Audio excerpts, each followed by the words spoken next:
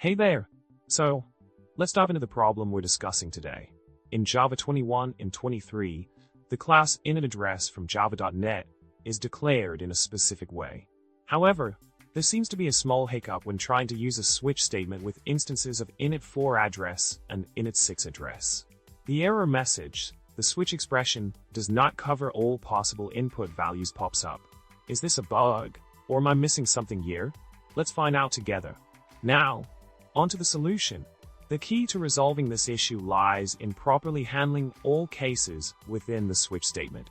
By including a case for InetAddress itself in addition to InetAddress and InetAddress, we ensure that all possibilities are covered.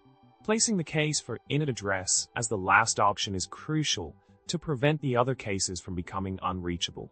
This adjustment allows the switch statement to function correctly and address all potential input values. To sum it up, ensuring comprehensive coverage within the switch statement is vital when working with classes like InetAddress in Java. By including cases for all related classes, such as InetAddress and InetAddress, we guarantee the proper handling of different input scenarios. So, remember to always cover all your bases when using switch statements in Java. And with that, it's time to wrap up.